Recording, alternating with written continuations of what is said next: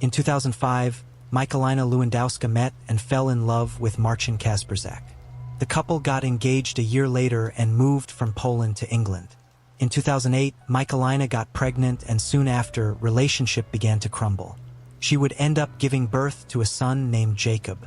Meanwhile, the couple caught off their engagement, but they remained together, and Michalina continued to wear her ring, in hopes that things would eventually work themselves out.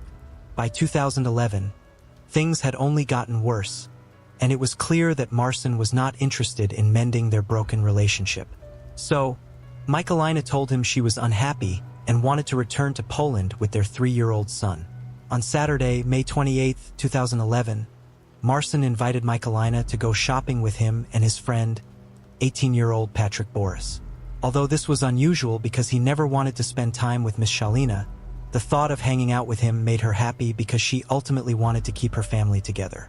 She also loved and trusted him and hoped that maybe he had a change of heart and had decided to treat her better. Jacob was spending the day with his grandmother, Marcin's mother. As Miss Shalina exited the bathroom after getting ready, Marcin and Patrick were sitting there staring back at her, with eerie smiles plastered across their faces. Marcin grabbed Michalina's arm and said he wanted to show her something. He pulled a 300,000-volt stun gun from his pocket, pressed it against her neck, and tasered her. As she fell on the floor, Marcin put his knees on her chest and held her down. Marcin yelled at Patrick to get the packing tape. They then gagged Michalina, bound her wrists and ankles, and taped her mouth shut. They left her tied up, slumped against a wall, and tasered her once again. A few hours later, they dragged her into the kitchen and put her inside a cardboard box. As Marcin began to tape the box shut, with her inside, she screamed for him to let her go. Marcin knelt down, laughed, and said, "I've hated you for 4 years. You'll never see your son again." They put the cardboard box in the trunk of Patrick's car and drove to a wooded area near Huddersfield in West Yorkshire. They placed the box into a shallow, pre-dug grave and put an 88-pound log on top of her. As she lay in the box, terrified, Michalina could hear the sound of dirt being shoveled on top of her. Then, after a while, the noises stopped.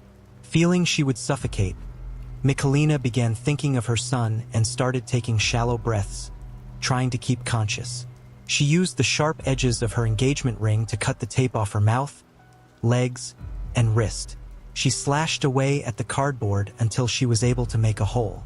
She put her fingers through the hole and tore away at the cardboard, but all she felt was soil. The soil began to collapse into the box, covering Michalina's face, hair, and clothes. She screamed for help, but no one was around to hear her.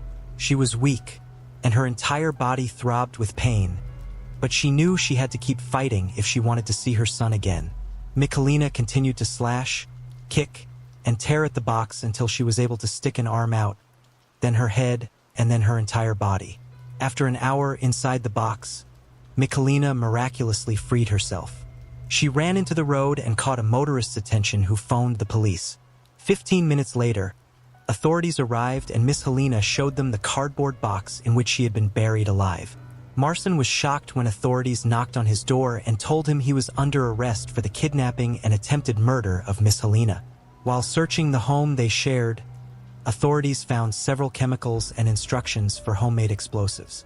Authorities later discovered that after burying Miss Helena alive, the two men withdrew money from an ATM using her bank card. Marcin claims that he only intended to scare Miss Helena and didn't actually have plans to kill her. However, the court wasn't buying it, and he was convicted of attempted murder and kidnapping and sentenced to 20 years in prison. Patrick was also found guilty of kidnapping and sentenced to 4.5 years. To this day, Miss Helena has nightmares that Marcin will come back to find her and kill her. With no family in the UK to help her, Miss Helena was thankful for all the care she received from the police and staff of West Yorkshire Police. Gina Renee Hall was born on August 24, 1961, and grew up in Coburn, Virginia, with her 3 siblings, stepmother and father. Gina was loved by many for her happy disposition. She loved to dance and even helped teach children's dance classes. She was voted most popular in her senior class at Coburn High School, where she was the lead percussionist in the school's marching band. She graduated from Coburn High in 1979 and enrolled in Emory and Henry College the following fall before transferring to Radford University in the spring of 1980. In 1980, 18-year-old Gina was a freshman living with her sister Delana, who was also a graduate student at the university. Gina was described as a friendly, soft-spoken, and all-around amazing young woman with many goals in life. Gina had just finished her exams on June 28, 1980, and later that night, left home at around 10 p.m. to meet friends at the Blacksburg Marriott Lounge in Blacksburg, Virginia, and arrived around 11 p.m. Within half an hour of Gina's arrival, witnesses saw a man harassing and bothering Gina. Two older women tried to intervene and assist Gina after she sought refuge at their table. The man was later identified as 28-year-old Stephen Madison Epperly and was not someone that Gina knew. Epperly played football for Virginia Tech for one season before becoming a high school substitute teacher. Before the women left, Gina convinced them that she would be okay and then was seen leaving the gathering at about midnight, followed by Epperly and his best friend, likely unknowingly. The two men would later try to convince others that she willingly went with Epperly, but those close to her knew better. Her friends and family stated that she would have never voluntarily left with any man or anyone she didn't fully trust or know well, and certainly not a character 10 years her senior such as Epperly. Rumors spread that she had been dancing with Epperly that night when the truth was that she danced with someone else instead. After leaving the Blacksburg Marriott Lounge, Gina was never seen again. Later in the week, when the news announced Gina's disappearance, the two women who assisted Gina that night reported the harassment incident to the local police, but that information became buried in the case file. The car Gina was driving that night was seen at a 3-story lake house at Clater Lake, 20 miles from Blacksburg. Come to find out, the home was owned by Epperly's friend's parents, who were out of town for the weekend. The friend was Bill King, and he allegedly gave Epperly the keys to the house that night in the parking lot as he was leaving the Marriott Lounge. Once there, made one last phone call to her sister that night. Her sister would report that Gina sounded nervous in her short, out-of-character conversation. She told her sister she was looking at a lake as if Gina did not know where she was, but wanted her sister to know she could see a lake. Her sister Delana said she encouraged her sister to come on home, but Gina didn't respond to that other than getting in one last word before the call went dead. Her last word was Steve, which her sister believes was Gina's attempt at identifying her abductor. After that night, Gina was never seen alive again. According to Epperly's friend, Epperly left the lake house a few hours later at about 4:30 or 5 in the morning. He didn't own a car and left in the 1975 Chevrolet Monte Carlo that Gina had borrowed from her sister that night. Before he left the lake house, neighbor witnesses would later report hearing gunshots and vehicles coming and going during the early morning hours. By noon on Monday, Gina's car was found by Craig Runyon and Robert Lent, friends of Delana, helping her search for her sister. The car was located close to a railroad trestle over the New River on Hazel Hollow Road in Radford. The car's trunk was open, the seat was pushed all the way back, and the inside of the driver's door handle strap was broken, almost as if it was damaged by Gina trying to keep someone from getting in the car. The seat being pushed back was unusual because Gina was a petite girl and always had the seat pushed up all the way to the front. Found inside the trunk was hair and blood evidence, which matched Gina's O-positive blood type. Furthermore, various items like towels and cleaning supplies were missing from the lake house. There at the lake house, police found evidence of a cleanup attempt, with blood stains and blood splatter found both inside and outside the home. There were cattail seeds on the front grille of the car and mud on the left side tires, as if the car had pulled over in a ditch or an area common for cattail seeds. Inside the car was trash from a fast food restaurant which Gina was known to not eat. There was also an orange cup with the Tennessee Volunteers football logo on it and an ashtray full of cigarettes. Gina didn't smoke, and interestingly neither did Epperly. One of her shoes was found on the other end of the railroad trestle, and about 2 weeks later, Gina's blood-stained clothes were found bundled up neatly, as if placed in the woods across the trestle from where the car was located.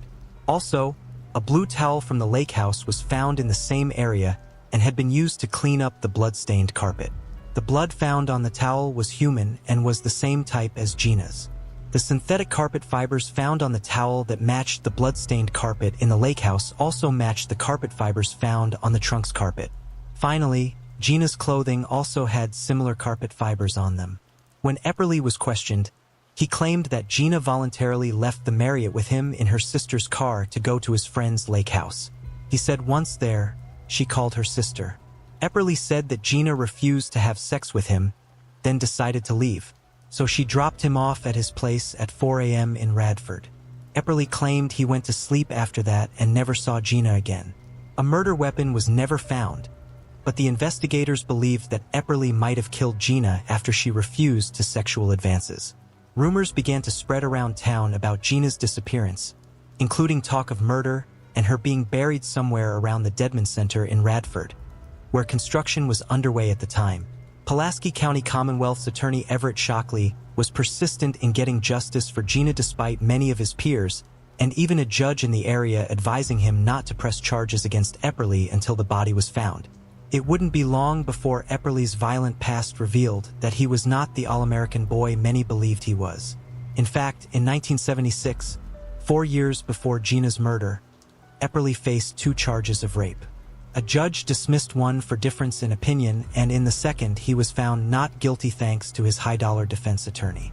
Epperly was ultimately indicted for Gina's murder, but was convinced it was impossible to be found guilty without a body. However, during the trial, Attorney Shockley called 31 witnesses and presented over 90 pieces of forensic evidence. One of the most compelling witnesses was retired Pennsylvania State Trooper John Preston and his tracking dog. The German Shepherd named Harris II was given a piece of Epperly's clothing and followed the scent trail over the railroad trestle across the river through the town of Radford to the front porch of a house and stopped at the front door of none other than Stephen Epperly. The dog also identified the blue towel from a towel lineup, and he located Epperly's car in the police parking lot and led police inside the building to the room Epperly was sitting in. Strangely, Epperly responded, "That's a damn good dog." Epperly's friend, Bill King, testified that about a week after Gina disappeared, he had a conversation with Epperly where he asked if he killed Gina. He said that Epperly replied, "We'll just have to wait and see." The most damning of Epperly's own inculpatory statements came from the testimony of William Cranwell. William was the last prosecution witness to be called and testified that Epperly asked him, "What can they do to me if they do not find the body?" This statement was made on Tuesday before Epperly had even told the authorities he had been with Gina before he failed the polygraph test and before he officially became a suspect. In early December of 1980, 6 months after Gina was last seen alive, Epperly was found guilty of murder and sentenced to life in prison. He became the first person in Virginia to be convicted of first-degree murder in a case with nobody, confession, or eyewitness, and only the 4th in U.S. history. The Hall family actively campaigned and fought against Epperly's parole request throughout the decades. Decades later, in 2016, a new lead came into Radford Police Department about a man named Lincoln Duncan, who saw 2 men driving a white van dismembering a body in Meadow Creek that he believed was Gina. To this day, the second man seen in the creek with Epperly is still unknown. This new information was the reason Gina's sister Delana was brought back into the specifics of Gina's case. Delana, strong in her faith, later became an unstoppable force, finding answers to her sister's last night alive, as well as getting her some long overdue justice.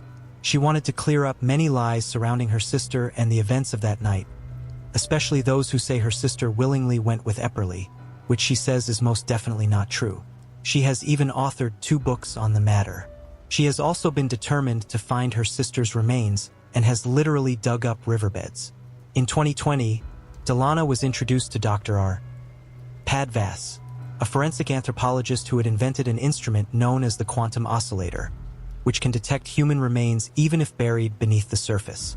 This one-of-a-kind instrument is based on resonant frequency and is designed to search and respond to the matching frequency unique to an individual and their genetic family. Dr. Vass stated that he could find your ancestor's grave by using hair, fingernails, etc. from a related family member and placing it in his instrument. In Gina's case, her mother's sample was put into the device and miraculously identified numerous positive signals in areas suspected of containing her remains. for excavations for Gina's remains would eventually result in soil test proof of human decomposition and the unearthing of human bones as well as other items. Since then, Gina's bone fragments have been retrieved from several different excavation sites. Gina's positive signal was identified in 8 different locations throughout the New River Valley using the device. They received a very strong positive signal in the exact corner of the lake house where blood splatter proved Gina was beaten unmercifully. The most significant of the excavations was 6 miles from Meadow Creek, where Lincoln Duncan said he saw her being dismembered. During the excavation, they found a gold bracelet, shoe remnants, and cloth fibers in addition to her remains. The bracelet is believed to be Gina's missing wrist bracelet that was never found. In August 2020, 40 years after Gina's murder, the new owner of the Epperly house helped Dr. Voss and Elena cut a square out of the wood floor in Epperly's old second-floor bedroom. On the subfloor, the doctor and Elena discovered hundreds of dead bottle flies, the kind that quickly flocked to human decomposition. Also in that small space were tiny human bone fragments retrieved from under Epperly's bedroom closet subfloor. The retrieved bone fragments were separated based on 4 different frequencies. The bone fragments were found to have belonged to 4 different females, leaving many to believe he was possibly a serial killer. The sample that gave the positive signal that led them to this specific area of the former Epperly house belonged to the family of 14-year-old Angela Rader, a girl who disappeared from Roanoke on the same day as her friend, 14-year-old Tammy Lynn Akers, in 1977. Angela's sample led to the discovery of the bone fragments of 2 other Caucasian females and 1 African-American female. 3 of them remain unidentified and are assumed to be runaways who were never reported missing. Epperly had allegedly told a former cellmate of his that he had kept Gina's index finger. This is what led them to search the former Epperly home. Interestingly, Angie's brother's sample was used in the device not only to locate that very specific spot in the upstairs bedroom closet subfloor of the Epperly house, but also other areas of interest in Pulaski County. Delana and Dr. Vass used the bone fragments of the other unidentified females in the quantum oscillator and followed their signals from Roanoke south. The positive areas paint an interesting picture of Stephen Epperly and the trail of his victims. In regards to Gina's remains, Delana is in the process of working with a genealogy expert who will help her coordinate a Canadian DNA lab that has been successful in extracting ancient DNA from degraded bones. She will then have the help of a second lab based in the US. This lab will profile the extracted DNA and then match the extracted DNA to the DNA from Gina's recently deceased birth mother's tissue sample. The genealogy expert helping guide her through this process is highly respected in her field, sometimes working with the smallest DNA sample. This will all be at Delana's own expense. She is also hoping, at a minimum, to inquire if the Canadian lab would be able to retrieve DNA from the smaller bone fragments of the unidentified girls. During a recent visit by the state authorities with Delana, she asked them if they would like the information on these professionals she has chosen to work with. Basically, she asked them to work with her as Gina's case is complex. She was advised during their visit that there is cold case grant money. She then asked if they would consider using some of the grant money to help, and if so, she will initiate the same forensic testing for Angela and the 3 unidentified girls. The tiny bone fragments collected from Epperly's closet are still in Delana's possession, as are the bones excavated from Gina's locations. In July 2021, Stephen Epperly's latest parole request was denied. Several books have been written regarding Gina's case, including the 2 authored by her sister Delana. Her first book is titled The Miraculous Journey, A Day Made in Heaven. In this book, Delana shares the 2016 experiences that brought her back to the New River Valley to relive 1980, retracing Gina's footsteps. Delana also asked to read Gina's case files, which led to facts in Gina's case being unveiled. These facts led to her second book, Web of Lies Unveiled, A Day Made in Hell, which is still in the works and currently being edited. This 400,000-word case study shares the known and the unknown details about her sister's murder, the investigation, the case file facts, and the trial. It is written in a day-by-day, minute-by-minute chronological format, unveiling the factual details and events as they unfolded, including information never shared with the public. Delana's purpose in sharing this now is to have one factual resource for the true story of Gina Hall and put an end to the lies that continue to be spun about her sister's life still 4 decades later. Delana writes, "Gina deserves her voice to be heard. Light will shine in the dark and truth will prevail." Pamela Gail Millam was born in 1953 and described as vibrant with a bubbly personality who was very kind and helpful. After graduating from Terre Hautte's Honey Creek High School, she enrolled in college with dreams of becoming a teacher. In 1972, at the age of 19, Pam was a sophomore at Indiana State University studying to be an English teacher. She lived off campus with her parents, Charles and Helen, and younger sister Sheila. In September of 1972, the university was having its Rush Week and Pam was a member of the Sigma Kappa sorority. She was planning to stay on campus to attend several sorority events, beginning with a rush party for her sorority on Friday, September 15th. After the party ended at around 10:15 p.m., several members of the sorority, including Pam, were given boxes of decorations. Pam put hers in her car, parked in Lot 22, and headed to another event. When she left the second event, she told her sorority sisters she would meet them back at the Lincoln Quad, where she planned to stay the night. But unfortunately, she never showed. Her sorority sisters didn't think much of it and assumed she had changed her mind and gone home. The next morning, Pam never showed up for work, which she had never done before, and this worried her family. Then around 7 p.m. that evening, 2 of her sorority sisters spotted her 1964 Pontiac Le Mans parked in Lot 27, about a block from where it had been parked the day before. When they looked inside the car, they could see her glasses on the rear window shelf. Concerned, the girls called PM's house and informed her parents. Her father and sister quickly grabbed a spare set of keys and headed for Lot 27. Upon arriving, her father popped the trunk of the car and to his horror found his daughter's lifeless body. She was bound with leaves and dirt all over her clothes, meaning she was most likely taken to a wooded area at some point. In addition, investigators were able to recover DNA from Pam's blouse. The lead investigator insisted on collecting soil and traced evidence that they had no way of testing, but he believed the science would one day catch up, and it would prove useful at that time. They had an initial suspect by the name of Robert Wayne Austin who had been arrested for committing several assaults around campus. However, with no evidence to officially charge him, the case would go cold. In 2008, her case was reopened by the newly appointed Terre Haute Police Chief Sean Keane. Keane had the DNA from the crime scene tested and was able to quickly rule out Robert Wayne Austin. He continued to work the case for the next 11 years, manually removing hundreds of suspects. Meanwhile, her parents sadly passed away before any breaks in the case were ever discovered. In 2018, Keane sent the last sample of DNA to Parbon Nanolabs, who were able to use it for genetic genealogy. This led them to a single suspect, Jeffrey Leon Hand. Keane learned that was dead, but used a reverse paternity test to confirm that Hand had murdered Pam. After tracking down Hand's widow and 2 sons, Keane obtained their DNA and submitted it to the Indiana State Crime Lab, and it came back a match. Jeffrey Hand was around 23 years old at the time of Pam's murder.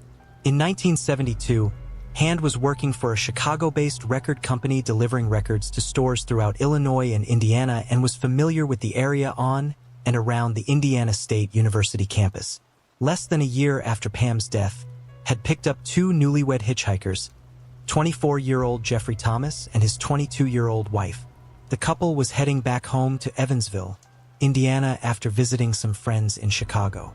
Hand had picked them up just south of Terre Haute in his turquoise 1968 Chevy near the intersection of US 41 and I-70 and began driving south. They drove in silence for 2 hours before arriving at a shabby farm on Warrington Road just north of the Vandenberg County line. Han told the couple he wanted to stop at his sister's house to see about getting some money. But when they arrived, he pulled over, pulled out a gun, and demanded money after firing a round into the air. Then, pointing a pistol at their backs, he walked them into the small farmhouse. When the couple showed him they only had $1.17 between them, he tied their hands with a spool of rope, then forced them into a grain silo and told them he was holding them ransom. He said that he made a plan to leave Jeffrey's wife tied up in the silo, while he and Jeffrey drove to Evansville to rustle up a few $100s in ransom money. He said once he secured the cash, he'd let them both go. Around 2 a.m., the two men pulled away from the farmhouse, and it was the last time his wife of only 2 weeks would ever see him alive. While they were gone, she escaped the silo and ran to a nearby home for help. When police arrived, they were able to quickly arrest Hand. He then led them to the deceased body of Jeffrey, who had been discarded in a weedy area just over the Posey County line. At Hand's trial, he went mad when he saw a news photographer taking his photo and had to be subdued and led out of the courtroom. In the end, he was found not guilty by reason of insanity and instead was committed to a state reformatory for 2 years. On January 24, 1978, nearly 7 years after taking Pam's life, Hand forced 25-year-old Susan Matlock into her 1977 Pontiac Thunderbird outside a shopping center in Kokomo, Indiana. Inside the store, a clerk named Kathy Graham saw the event unfold and called the police, telling them she believed she just saw a possible abduction. Inside the car, told Susan that he had a gun and a knife and wasn't afraid to use either one. He also told her that he had just robbed someone. With Hand weighing his options and wanting to get to South Bend, Susan offered to drive him to the nearest bus station, but he declined. Meanwhile, Kokomo officer Jerry Castle pulled up and Hand fled on State Street in the direction of 17th Street until he lost control of the vehicle and plowed into a snowbank. As he took off running, off-duty Officer Vernal Ball caught up with him in a nearby alley. Officer Ball eventually cornered him and told him to remain still, but instead Hand reached for his gun. He shot at Officer Ball, hitting his hand inside. Officer Castle finally arrived on the scene and shot Hand several times. Thankfully, Officer Ball survived, but Hand didn't. Police ended up locating a long piece of rope in Hand's coat pocket, along with clothing, sock caps, masking tape, bandages, ammunition, leather gloves, and pictures of recently engaged couples clipped from the local newspaper in his abandoned vehicle. Clearly, he was planning to continue his reign of terror. Thankfully, Pamela's surviving family can finally have some closure. Age of 37, Barbara Ruth Becker was living in San Diego, California, in the La Jolla area with her husband and 2 young sons. Barbara's husband was a prominent University of California, San Diego medical professor. They also lived in a neighborhood that was close to the university and the Scripps Institute of Oceanography. On March 21, 1979, Barbara's 2 young sons, ages 7 and 9, came home from school and found their mother's bloodied body in the living room. Scared to death, they ran to a neighbor's house and called the police. When the police arrived, they would find Barbara deceased from multiple knife wounds. Detectives worked to solve the case, but eventually all leads were exhausted and the case went cold. Years later, DNA from the crime scene was entered into the Cody's database, but there were no matches. Investigators would later find out that Barbara's killer was arrested in LA in 1994, 15 years after her murder. While the killer was a sex offender and had his DNA taken, it was right before the Cody's database was fully implemented. In 2018, authorities in San Diego reached out to the FBI's genealogy team for assistance. They were able to create a DNA profile of the killer and use it for genetic genealogy research. The genealogists built a family tree and discovered immediate family members of the killer who had volunteered their DNA. Finally, on the 40th anniversary of her death, authorities announced the identification of her killer as Paul Jean Chartrand. However, Chartrand died in Arizona in 1995 at the age of 43. His family confirmed that he lived in San Diego around the time of the murder. Chartrand was adopted as an infant from an orphanage in Montreal, Canada. He then moved with his parents and sister to Phoenix, Arizona. It remains unknown if he and Barbara knew each other or if the murder was just a random act. Opal Weil was born on October 8, 1904, and at the age of 82 was living in St. Petersburg, Florida. Opal was well known and loved in her neighborhood where she would go on daily walks. On February 8, 1987, Opal's sister-in-law, Frida Giles, who lived just across the street, saw Opal on one of her walks between 3 and 4 p.m. Frida tried calling Opal before 8 a.m. the next morning, but she didn't answer the phone. Growing concerned, Frida went across the street and knocked on the door, but Opal still didn't answer. Frida walked to the back of the house and saw that the kitchen nightlight was still on, a light that Opal would always turn off when she got up at 6 a.m. As she approached the back door, she was horrified to see that a window pane had been removed and was leaning against the wall. She slowly walked into the house and sadly discovered Opal's deceased body in her bedroom. Opal had visible signs of trauma and had been strangled to death. Investigators found that the killer had used either leather or cloth gloves to remove the window pane and gain entry, leaving behind no fingerprints.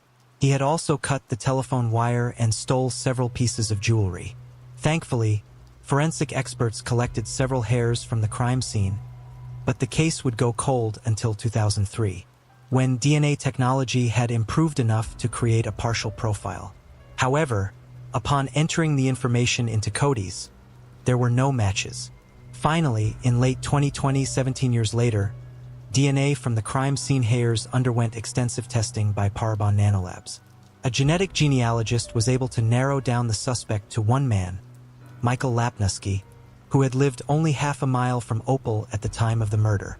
It was determined that Lapnusky had been living in Waveland, Mississippi for the past 30 years.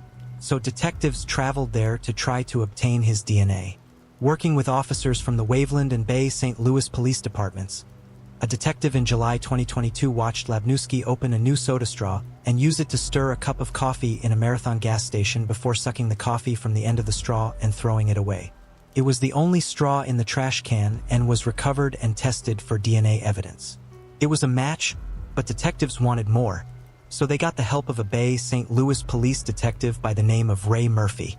Ray owned a restaurant and knew Lapnusky quite well, so they devised a plan to run a free meal promotion with the hope that he would come in, eat, and unwittingly leave his DNA. Flyers were produced offering free food to residents, and one was placed directly on the windshield of Lapnusky's car while it was parked in a public place. Sure enough, he entered the restaurant with the flyer for a free meal at the specified time. Undercover officers watched their suspect like hawks and swooped in as soon as he had finished and left, taking his spoon and fork. They sent off the utensils for DNA testing, and lo and behold, they were a match. Lapnusky would have been only 19 years old at the time of the murder. On January 27, 2023, he was arrested and flown back to Florida to face first-degree murder charges 36 years after the heinous crime. Detectives are also looking into the possibility that Lapnusky murdered Eleanor Swift as well. On February 13, 1987, 5 days after the murder of Opal, Eleanor was found dead in her home as well. Just like Opal, she was found beaten and strangled to death. In both cases, a strand of straight brown hair was left behind, and the killer only stole wedding rings from both victims. Hopefully, they have DNA evidence from Swift's case and can test it soon and give her family some long-awaited answers. Anisha Catherine Murnane was born on August 12, 1981 in Homer, Alaska, and went by the nickname Duffy. She earned a master's degree in education and worked as a preschool teacher. 38-year-old Duffy had been teaching school in Honduras, Alaska, and a Montessori school in Seattle, Washington, but after being diagnosed with bipolar disorder, she returned to Homer. After moving back, she moved into the Main Tree Supportive House, an apartment complex at 3971 Main Street. Since Duffy didn't drive, she basically walked wherever she wanted to go. On October 17, 2019, she left her apartment at 12:13 p.m. and then can be seen on camera walking east on Pioneer Avenue. She was headed to her 1 o'clock medical appointment at the SVT Health and Wellness Clinic on East End Road, about a mile away. However, she never arrived and has never been heard from again. 2 days later, she was reported missing. Although Duffy's bipolar disorder was stable and she had shown improvement with medication, she was still classified as a vulnerable and dependent adult. Search dogs tracked her scent from her apartment to Pioneer Avenue, where it stopped right past the Thai Cosmic Kitchen in front of Kachumak Bay campus, indicating she may have gotten into a vehicle either willingly or by force. When the Homer Police Department was unable to find her, they hired a special investigator to work on her case solely. Several persons of interest were interviewed over the course of the next 2 years, including a man named Kirby Fellini Calderwood. In April 2022, a call to a tip line gave numerous details about the crime and identified Kirby Calderwood as the killer. Calderwood had previously lived in Holmert before moving to Utah. The tip said he abducted, sexually assaulted, and murdered Duffy. He allegedly knew Duffy due to being employed by a local behavioral health service and having worked at the apartment where she lived. He had actually been a person of interest in the investigation, but that information was never released to the public. The tips turned new facts about the case that had not been publicized and said Calderwood still had Duffy's watch. A look into his past would uncover sexual assault allegations from his first and second wives. He also disclosed to his first wife that he had an addiction to pornography and had intentionally harmed animals from a young age. His second wife claimed that Calderwood told her that he thought he might be a sociopath since he never felt remorse. It also was discovered that he had an extensive history of abuse, violent sexual behavior toward women, and fantasized about torturing and killing someone. Calderwood and his second wife lived in Utah but divorced in 2016. Calderwood then left Utah for Alaska. Once in Alaska, he began dating a local woman, and in 2017, they moved in together. In 2018, the couple moved in with her parents while they searched for an apartment, which they finally found in April 2019. In October 2019, his girlfriend left the country for a trip without him. When she returned on the 21st, she found her new bath towels had been ruined with bleach and that both bathrooms smelled of bleach. She said when she confronted him about it, he got very angry. She also discovered a bag in their garage containing a set of shower clips, a dog collar, a costume corset that she had previously used in theater plays, and 4 of her knitting needles. The corset and knitting needles both had dried blood on them. The tipster was later revealed to be his third wife, and she told the investigator that she confronted Calderwood about the bag and its contents. And once again, he became very angry. Duffy disappeared on October 17, 2019. For days before the woman returned home from her trip. After Duffy's disappearance, Calderwood married for a third time and returned to Utah. When he was interviewed in May 2021, he stated that for 4 or 5 months in or about the fall of 2018, he worked at the Main Tree Supportive House where he met Anisha Murnane. On May 5, 2022, search warrants were conducted on Calderwood's car and at his home on Quincy Avenue in Ogden, where they found a machete and several large knives covered with dried blood.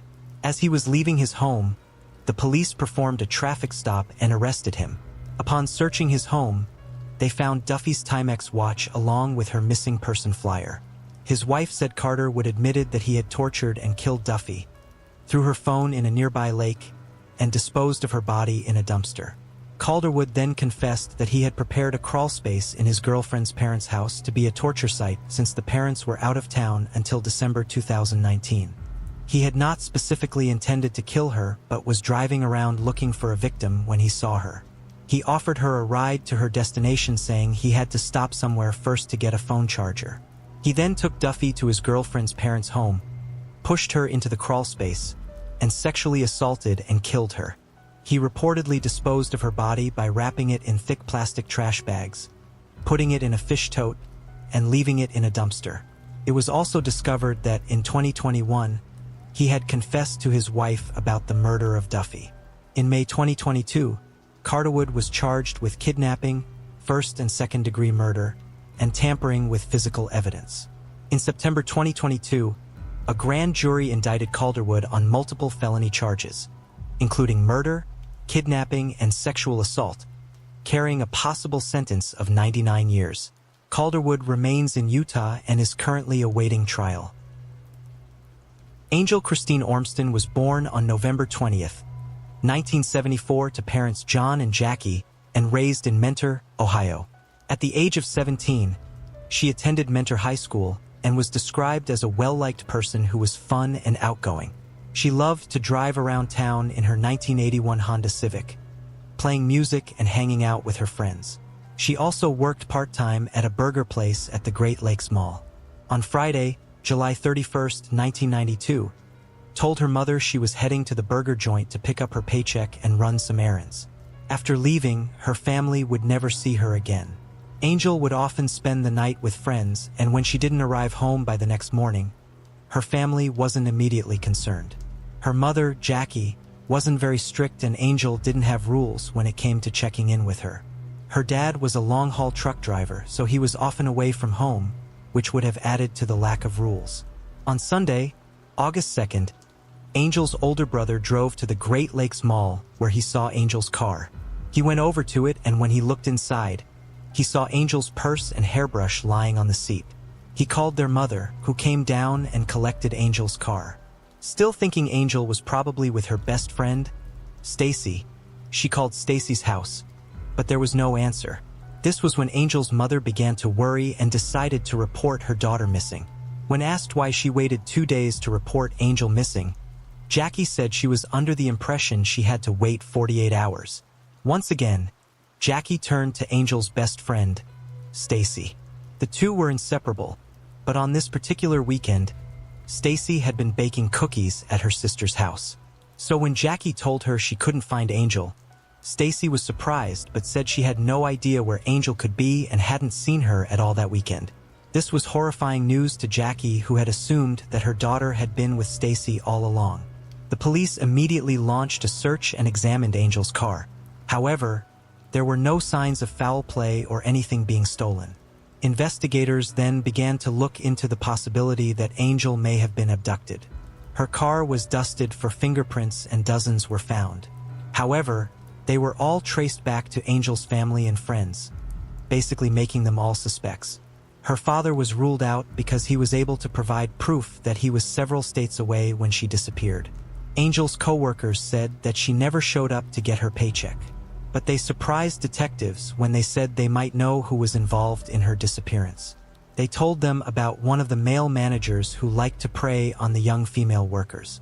He was often caught lurking nearby when they changed into their working uniforms and was fired for sexual harassment after multiple complaints of inappropriate touching. When investigators looked into the man, they found that he had a record of inappropriate contact with underage girls. The workers explained that the manager had specifically focused on Angel, often showing her extra attention, watching her work, and making sexual comments toward her. They also said he had found every reason to talk and get close to Angel in the cramped kitchen. This information launched him to the top of the suspect list. Investigators quickly tracked him down, but he denied having anything to do with her disappearance. He said he hadn't seen Angel since they worked together and had been nowhere near the Great Lakes Mall on the day she disappeared. In fact, he had been working at another fast food chain at that time and even had the timesheets to prove it. However, investigators didn't let go of the theory that Angel's disappearance had something to do with the fast food restaurant. They once again questioned the employees and manager and uncovered a secret that Angel had been keeping from her family. She had recently been fired for showing up late, and the paycheck she was picking up was going to be her last. Eventually, everyone she worked with was ruled out as a suspect. Since Stacy and Angel were so close, investigators decided to turn their attention back to her.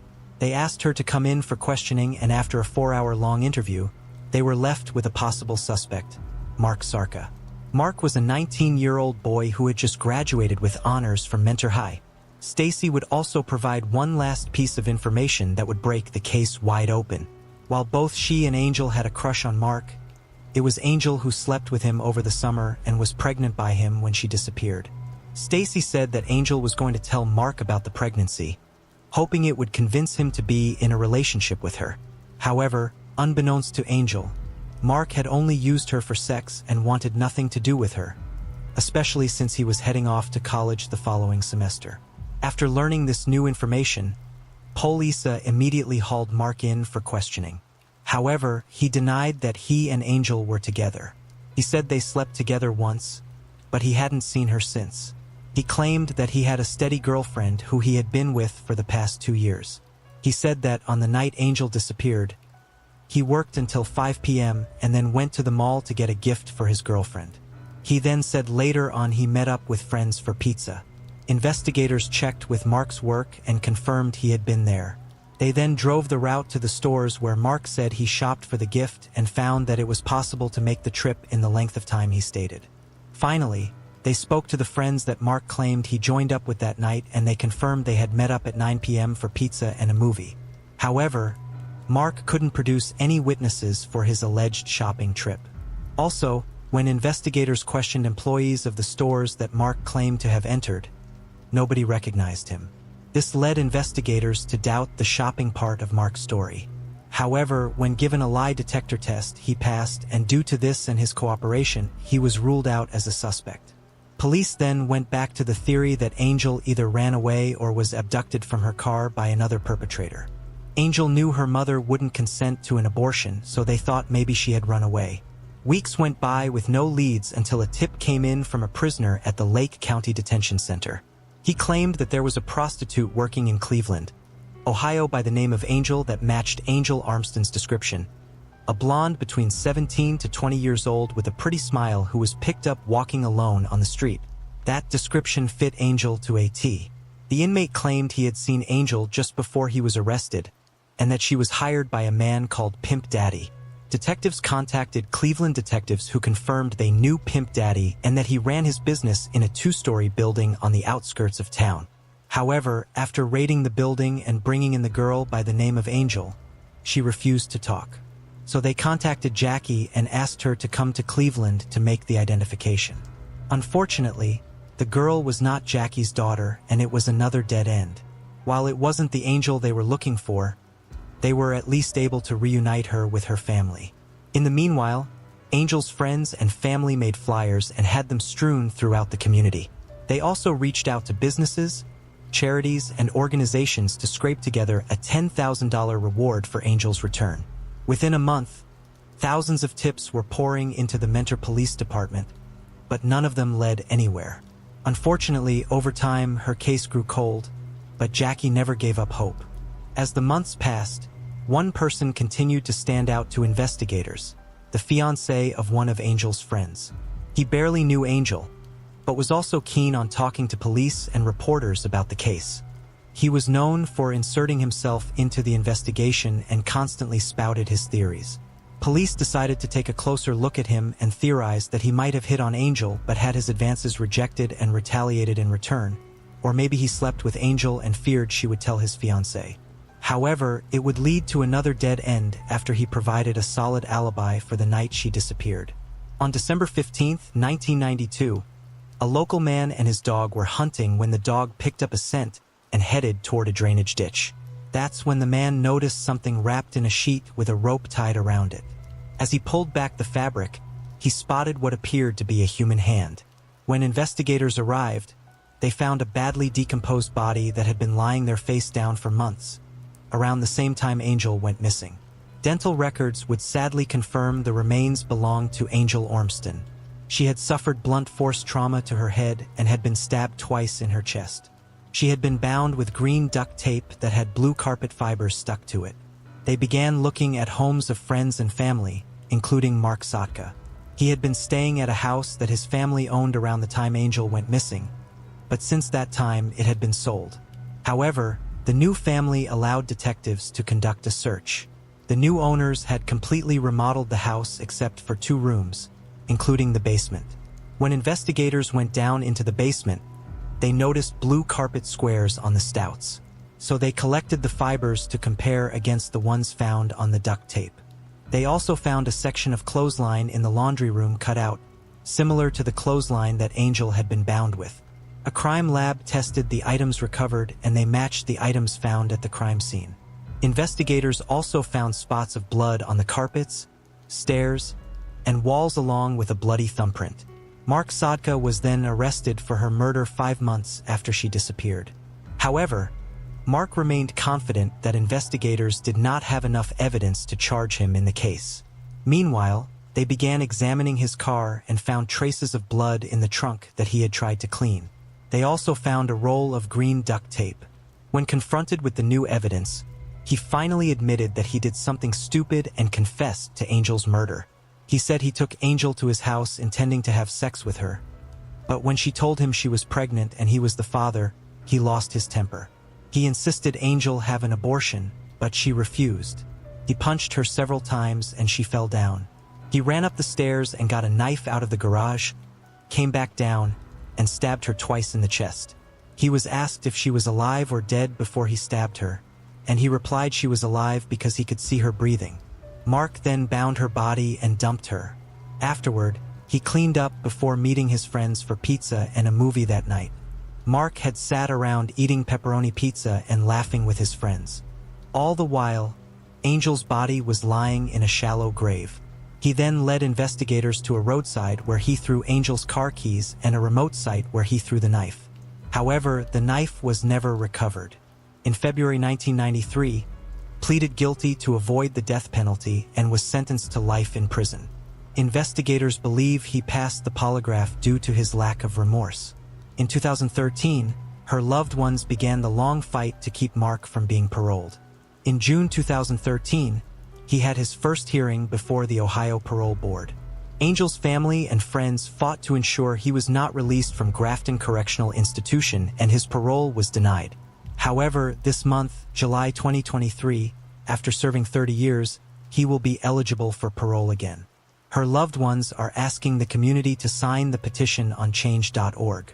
Also, if you're interested, you can submit a letter to justiceforangelormston@gmail.com, and they will submit it to the parole board. Dana Laskowski was born on February 23, 1965, and lived in Puyallup, Washington. At the age of 36, Dana was recently separated from her husband and became a single mother to her 9-year-old triplet daughters. Those who knew her well said she loved life and especially loved being a mom. In 2001, Dana was employed as a nanny, but on August 31st, she failed to show up for work, and the couple she worked for made numerous attempts to contact her. This was so out of character for her, they called the police and requested a welfare check. Officers made their way into Dana's home through an unlocked back door and made a shocking discovery. Dana was found lying face down on the couch, strangled to death, with one arm twisted behind her back. Dana's ex-husband, Stan, who she was on bitter terms with, immediately became a suspect. However, he told investigators that he took their daughters camping the night of the murder and provided a gas receipt to corroborate his alibi, and was subsequently ruled out as a suspect. Investigators then turned to others in her life, including a man named Michael in Vancouver, Canada, whom Dana had been dating. They were on the verge of a breakup, and phone records proved they spoke the night of her death. Michael told investigators Dana seemed to tense and didn't say "I love you" back. After their phone call, he decided to drive to Puyallup and visit her to discuss their relationship, but he was stopped at the border and not allowed entry into Canada. Border Patrol records corroborated Michael's alibi, and he too was ruled out as a suspect. The next suspect was a man named Patrick who installed Dana's cable at her new house. He became obsessed with her and began stalking her not long before her death, leaving flowers and strange poems on her porch. In one letter, Patrick wrote that he was watching Dana and mentioned things only someone with access to her home would know. Dana told her aunt and her employer that if anything ever happened to her, to look at Patrick. However, Patrick insisted that he had nothing to do with Dana's death and even offered up a sample of his DNA. He claimed he was working at the time of the murder, after which he went out for drinks with friends. Patrick's employer and friends corroborated his alibi and ruled him out. Investigators then began looking at the memorial book from Dana's funeral, hoping the killer had left a message. What they found broke the case wide open. 1 month after the murder, Dana's 17-year-old niece, Amanda, left a cryptic message in a memorial book in her honor. It read, "I'm so sorry I wasn't a better niece for you. 34 days clean and sober. It's all for you." There was something off about Amanda's post. She appeared remorseful over Dana's death and possibly knew something investigators didn't. Amanda had a tumultuous relationship with her parents, and Dana was like a second mom to her, often letting her stay with her. Dana even unlocked the back door to her house so that Amanda and her best friend, 17-year-old Emily Lonberg, could sleep over or shower if they needed to. Amanda and Emily were both heavy drug users, and they hung out with a troubled group of friends who called themselves the Park Rats. Amanda was then called in for questioning and told investigators that she had run into a friend named Blaine before Dana's murder. She said he made a pass at her, but she rejected him, so she theorized that he might have murdered Dana out of revenge. Since Blaine lived in a different state, the detective reached out to one of his young informants who dropped a bombshell. He said Blaine didn't kill Dana. Amanda's best friend Emily Lonborg did. Two other Park Rats members also told the police that Emily killed Dana and bragged about it. At first, investigators were baffled at the idea that a petite girl standing at 5 feet 2 inches would have been strong enough to strangle someone to death. But it turned out that Emily was into wrestling and weightlifting. She was so strong, she was nicknamed the Mutant. Several friends claimed her go-to move was to twist one arm behind someone's back, the same position Dana had been found in. Investigators attempted to question Emily, but she was very uncooperative and couldn't provide a solid alibi. They obtained a search warrant for her home and found a diary that included a bucket list of things she wanted to accomplish. Number 9 on the list read, "Kill someone and get away with it." In another entry written after an argument with Amanda, Emily wrote that she could strangle Amanda just like her aunt. Just as surprising, investigators found a black t-shirt belonging to Dana in Emily's room and discovered that she was wearing it in photos taken at her funeral. Amanda was questioned again, and this time she admitted that Emily had murdered her aunt. She said they walked into Dana's home through the unlocked back door high on drugs. They asked her for money to buy more drugs, but she refused and told them to leave. Dana placed her hand on Emily's shoulder to guide her to the door. That's when Emily put Dana in a headlock, twisted her arm behind her back, and pushed her face into the couch. Amanda claimed she turned away because she did not want to get involved, at which point she heard gurgling followed by the sound of a crack. After Dana died, the two robbed her and left. On March 3, 2003, was arrested and charged with first-degree murder. She was tried as an adult and pleaded not guilty. Prosecutors offered Amanda immunity if she testified against Emily at the trial. However, they were concerned that she would change her mind at the last second. They also feared that the jury would not convict Emily based purely on circumstantial evidence and that she would walk free. They ultimately offered her a plea deal for 6.5 years, and she accepted. While Dana's family was relieved that some justice was reached, they were disappointed at how little time Emily served after killing Dana. Emily was released from prison in 2009 after only serving 5 years and has since changed her name to Emily Seabox. She then married a man named Darren Wickman, and the two had children together before divorcing in 2013. Talaba Islam was born on November 18, 1995 in Tarrant County, Texas. Talaba was the youngest and tallest of 3 sisters and was said to have a very infectious smile. At the age of 20, Talaba was living in Fort Worth, Texas with her boyfriend, Chris Reveley, and their 3-month-old son. Chris was allegedly abusive toward Talaba, and he had even been investigated for an assault against her when she was 9 months pregnant. On top of being abusive, Talaba's family said he was also allegedly very manipulative and had a history of violence against other women.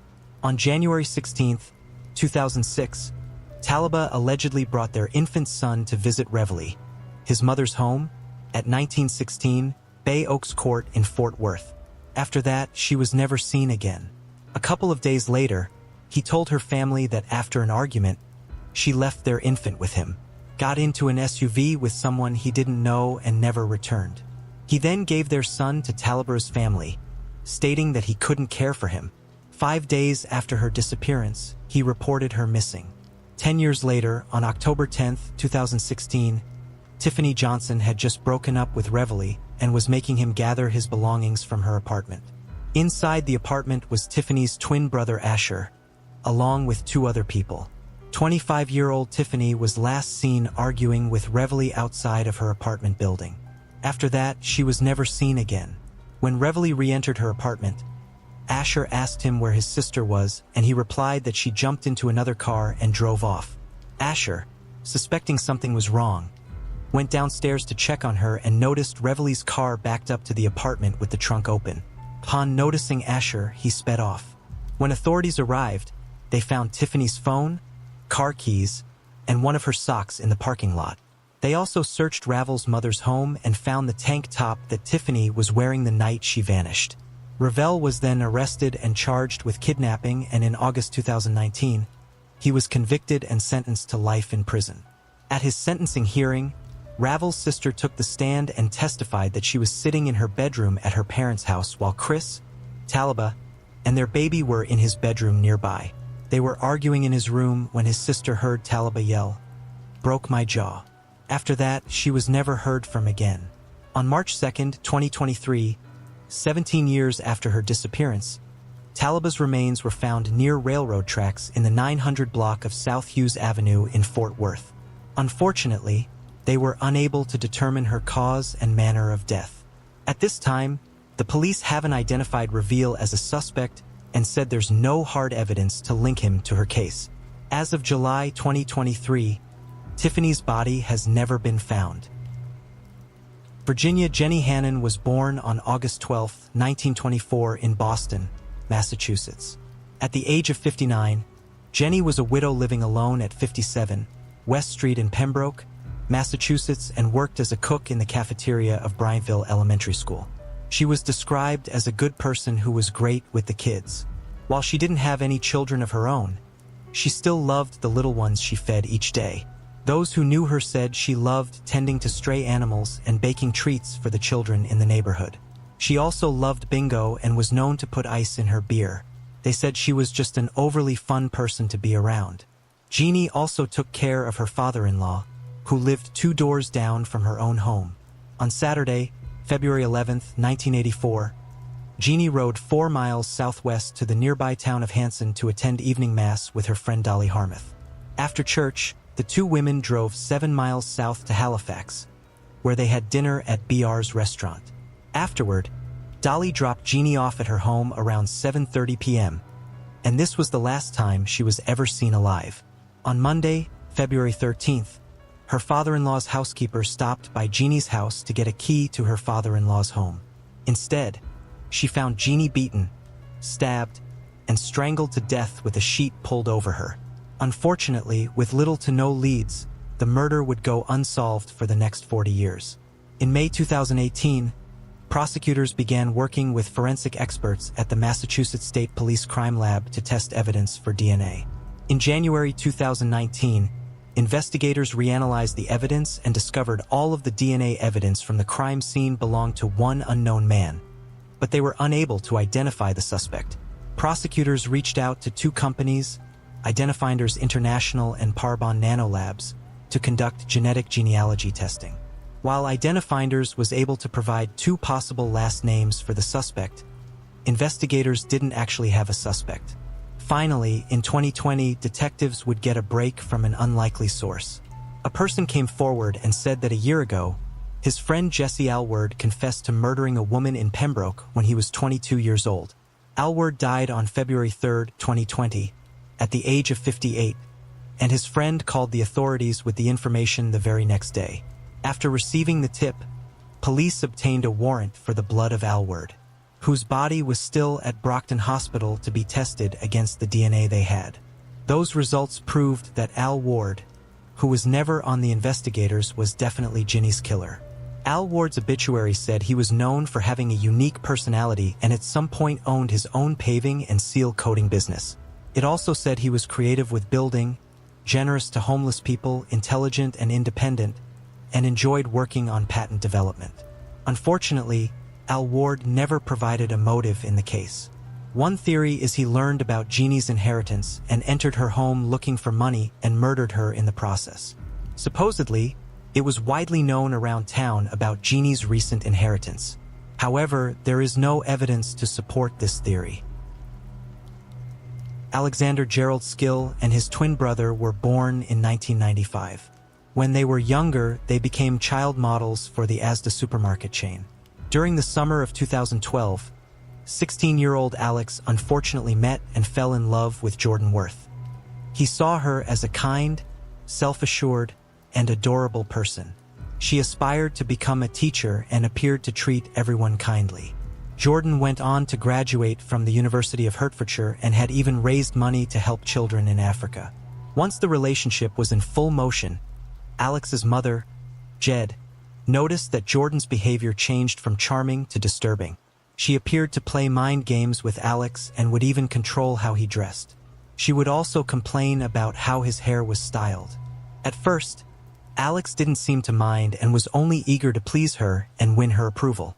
Alex's family once took Jordan to the theater in London, and in the middle of the night, she mysteriously disappeared. After a frantic search, they found her an hour later in the hotel lobby giggling. She clearly thought her bizarre actions were amusing, which concerned Alex's family. Then, at Alex's 18th birthday celebration, she insulted a female friend of the family. At this point, Alex had had enough and decided to break up with her. Unbeknownst to the family, Jordan was pregnant and returned a year later in May 2014 with their son TJ. The couple then reconciled with Alex, hoping motherhood would change her strange ways. Now that they were back together, Jordan was allowed to move into Alex's family home. One day, the couple left with their son and went for a drive. While out and about, they spotted the girl Jordan insulted at Alex's birthday party. Jordan then began screaming obscenities at her, and when Alex's mother, Jed, heard about it, she was furious. She told Jordan to stop what she was doing, but all that did was piss her off. So she packed her and her son's things and left. She then gave Alex an ultimatum. If he wanted to be with her, he had to move out of his family's home. Wanting to be close to his son, he made the decision to move into an apartment with her and ceased all communication with his parents. In May 2017, the couple had their second child, a daughter named Iris. At this point, Jordan's control began to escalate. She made him change his phone number to further isolate him from his friends and family. She also hated him playing video games and threw out his PlayStation. She then created a Facebook account in Alex's name and began sending hateful messages to his friends. She also sent Alex's grandfather a text pretending to be Alex and said he never wanted to see him again. She then took her devious actions to the next level by telling Alex his grandfather had died, and when he started crying, she criticized him for caring about his family. As time went by, her possessiveness only worsened. She spent Alex's money and then forced him to resign from his job. When you think it couldn't get any worse than that, she convinced him to ingest an entire box of sleeping pills to prove that he was not lying about something. She would even physically abuse Alex on a daily basis. One time, she used a bread knife to cut the tendons in his right hand, and another time, she assaulted him with a hairbrush, breaking his tooth during the attack. He couldn't afford a dentist or borrow a car, so his only option was to rip the tooth out. Eventually, it became routine for Jordan to hit Alex with things like hammers, screwdrivers, and knives. She even poured boiling water on his arms and back and would strike him on the head while he slept, causing him to bleed all over the mattress. There were times she wouldn't even let him eat and forced him to sleep on the floor. Alex became malnourished but stayed because he was afraid his children would be in danger if he left. Neighbors eventually called the police after hearing Alex begging her to stop hurting him. When they arrived, he took the blame and told them the wounds were self-inflicted. And Alex has hurt himself. At the top of the stairs, Alex was sat with a towel wrapped around his arm, just blood everywhere. When we questioned it, they were both quite sort of calm and rational and explained that, Alex has this long-standing history of self-harm. Jordan also lied and said Alex had a history of self-harm. The police had Alex go to the hospital to have his wounds treated, but Jordan quickly arrived and forced him to leave, ignoring the medical staff's advice. A few days after the incident, the police were called again, and this time, Sergeant Finn decided to take action. He knocked on the door, and Alex answered. His clothes were covered in grime, and he had numerous wounds covering his malnourished body. Sergeant Finn decided to put Alex in his patrol car, hoping if he got Alex alone, he would finally tell the truth. In a last-ditch effort, Sergeant Finn turned off his police body cam and told Alex it was now just the two of them talking. At that point, Alex agreed to tell him, but only if he agreed to say the information came from neighbors and not from him. He then admitted to being abused by Jordan. Now that he had a confession, Sergeant Finn marched inside the apartment and placed Jordan under arrest. He assumed she would be furious, but instead, she switched on her manipulative personality and tried to kill Sergeant Finn with kindness. Alex was rushed to the hospital to have his burns treated. It was there that doctors told him he was only about 10 days away from death because the burns had become infected. In September 2017, Jordan was charged with 17 offenses including wounding with intent, causing severe bodily injury on purpose and controlling or coercive behavior in a close relationship. After being released from the hospital, Alex returned to his family and was reunited with his children. In 2018, Jordan was sentenced to 7 years in prison and was the first woman in the UK to be found guilty of controlling or coercive behavior. However, she would only serve half her sentence and was released in January 2022. Alex has since admitted that he was so in love with her that he couldn't break away from the abusive relationship. We generally think of abuse as a man abusing a woman, but in the UK, 1/3 of all victims are men. Alex is now working with a domestic violence organization to help educate others who might be in similar situations. While prisoners in the UK are banned from updating their Facebook accounts, someone was posting information on Jordan's account suggesting she was the victim of abuse instead of Alex. Thankfully, Alex has since moved on with his life and Jordan is now engaged to a 28-year-old bricklayer. David Edwards was a well-liked man with a pleasant personality living in Charlie, Lancashire. He was an accomplished defense attorney who took great pride in his job.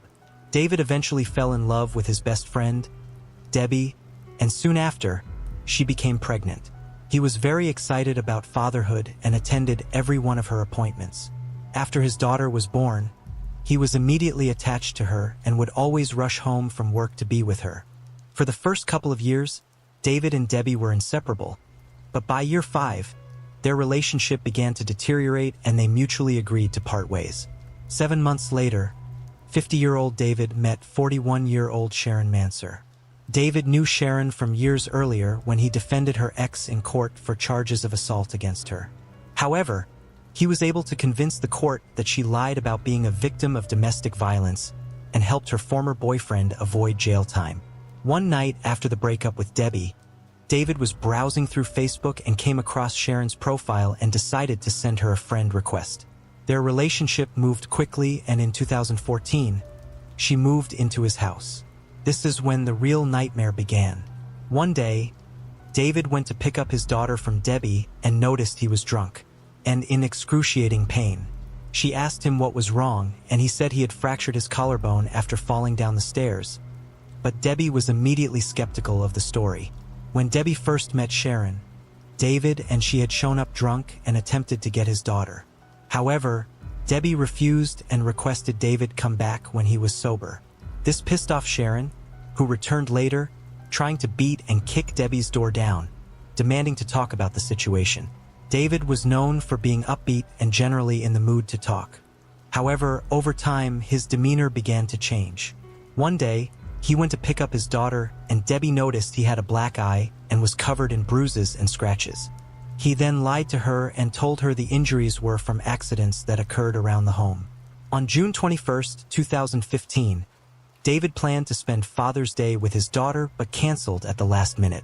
Debbie knew what his daughter meant to him and felt something was off. So, she rushed over to his house to find out what was going on. When he answered the door, she immediately saw a handprint around his neck along with severe cuts and his lip was split open. He told her he didn't want his daughter to see him like this and once again claimed the injuries were from accidents around the home. However, Debbie knew better, but David refused to go to the police. David and Sharon eventually took a trip to Las Vegas, and while there on June 28, 2015, the couple married. Even on their wedding day, the abuse didn't stop.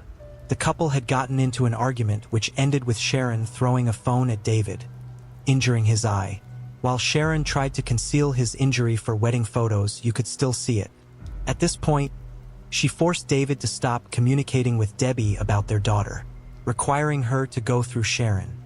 The abuse got so bad that David lost weight and began missing work.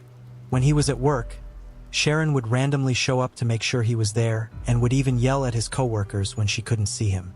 Those close to David began advising him to end the relationship after he told them that she beat him with a coffee table and an ashtray. Debbie was at the point where she feared for her daughter's safety and refused to let David have her. She said the only way he could see her was to come by her home for visitation. It would be 2 weeks before she would hear from David again. He called and told her that he missed his daughter and finally admitted that the relationship with Sharon was awful. Debbie, fearing for David's life, told him to leave immediately. Sadly, that was the last time she would ever speak to David again. On August 22, 2015, David and Sharon returned from a vacation in Spain.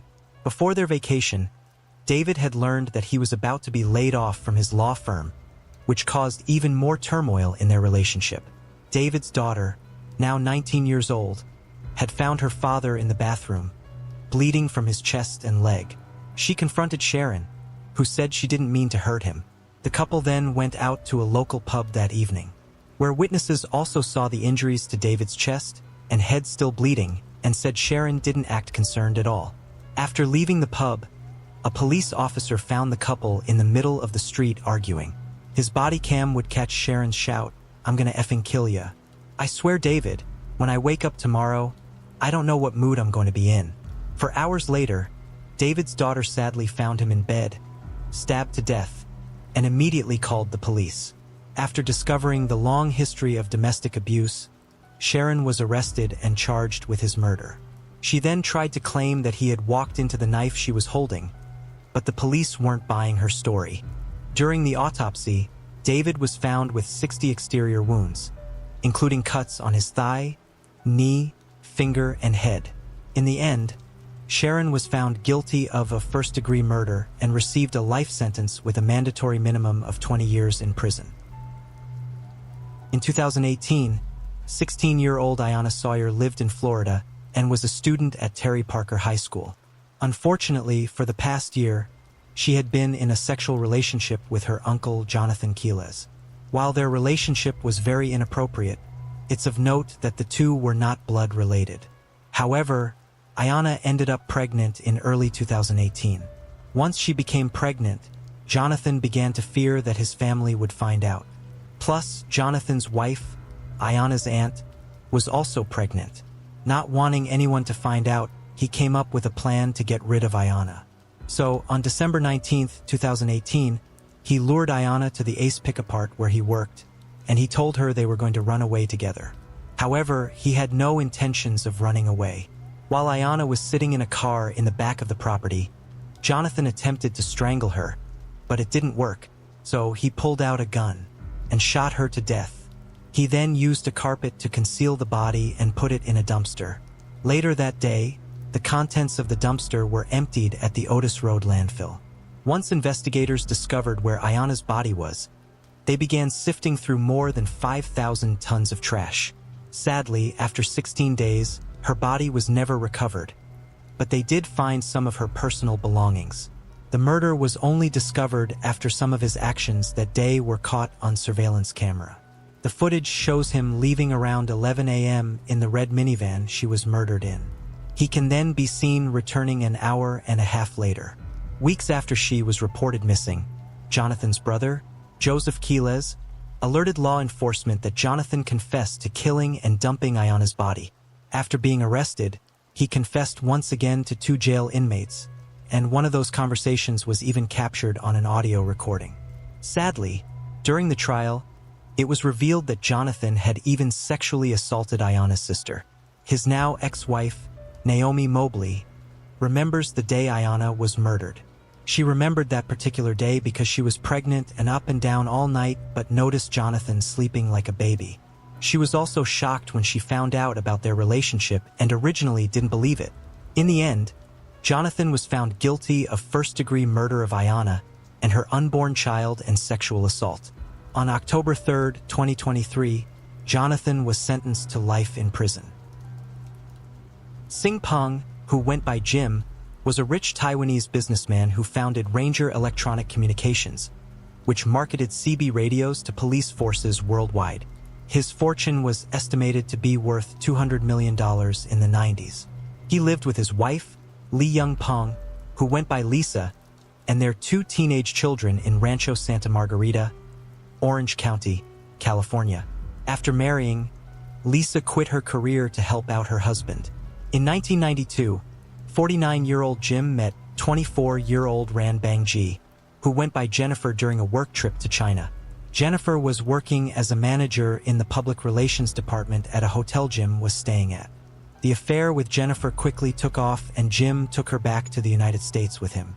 He then found her an apartment in Mission Vallejo, California, just a short distance from the home he shared with Lisa.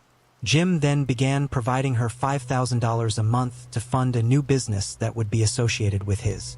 He then had her work from his office so that he could spend more time with her. It wasn't long before Lisa began suspecting Jim of having an affair, especially after she discovered women's clothing in their home that didn't belong to her. However, when she approached him about the matter, he didn't try and hide it and confirmed they belonged to Jennifer. Lisa then went to Jim's office and confronted Jennifer, but she refused to stop the affair. Lisa continued to find Jennifer's clothes at the house and demanded that Jim fire her, but he refused. He basically made it clear to Lisa that he would continue the relationship with Jennifer, but was firmly against divorce. He made Jennifer aware of the same. Eventually, Jennifer became pregnant, which Jim was very unhappy about. Regardless, he continued maintaining his double life, and in early 1993, she gave birth to their son, Kevin G. 5 months later, things would take a horrible turn for the worse. On August 18, 1993, Jim went to visit Jennifer and his son, but strangely found her apartment door open. Upon entering, he found both Jennifer and Kevin deceased. Jennifer had been stabbed, while Kevin was suffocated to death. Immediately became a suspect, especially after learning about his double life. However, he had a strong alibi since he was in China on a business trip when the murders occurred. As a result, detectives focused their attention on the other person with a motive for murder, Jim's wife, Lisa. A bite mark was found on Jennifer's body, and it still had saliva in it. From that, they were able to collect DNA and send it off for comparison. When the results came back, it was a perfect match to Lisa's DNA. Even after the DNA results, Lisa continued to maintain her innocence. Jim then requested a moment alone with Lisa before the officers took her into custody. They began speaking in Mandarin, believing they would not be understood. However, the recorded audio was translated and Jim can be heard asking Lisa why she did it. Lisa then incriminates herself by telling Jim that Jennifer had slipped on the knife in self-defense. Jim testified at a preliminary hearing and then left the country and never returned. 2 trials later, Lisa was found guilty of murder and sentenced to life in prison.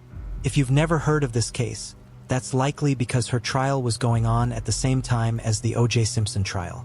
In a shocking turn of events, California's 4th District Court of Appeals overturned the verdict in October of 1999 because police failed to inform Lisa of her constitutional rights and ignored her numerous pleas for an attorney. During her 3rd trial, the jury deadlocked, prompting the prosecution to offer her a plea bargain. If she agreed to 2 charges of voluntary manslaughter, she would be given 11 years in prison and upon release, would be deported from the United States and never allowed to return. She accepted and was deported back to Taiwan after serving her term. As of 2023, Lisa would be in her 70s, but since being deported, there's been no further updates on her. The parents of Jennifer sued Jim for $2 million, claiming he should have known Lisa intended to kill their daughter, yet never took any precautions to prevent it. However, the outcome of the lawsuit remains unknown. Lily Sullivan was born the only child to Anna Sullivan in 2003. Anna described her daughter as a beautiful, kind, and loving individual. By the age of 18, Lily was a college student living in Wales, United Kingdom, and had just started taking driving lessons. On the night of December 16, 2021, Lily went with friends to the Out nightclub a couple of hours away in Pembroke. It's there that an intoxicated Lily met 31-year-old Lewis Haynes. Haynes' friend reminded him that he had a girlfriend and that Lily was far too young for him, but he didn't care. Eventually, the two ended up kissing inside the club before walking outside separately around 2 a.m. However, once outside, they once again started talking and then made their way to a nearby alleyway. It's there that a surveillance camera caught them making out once again.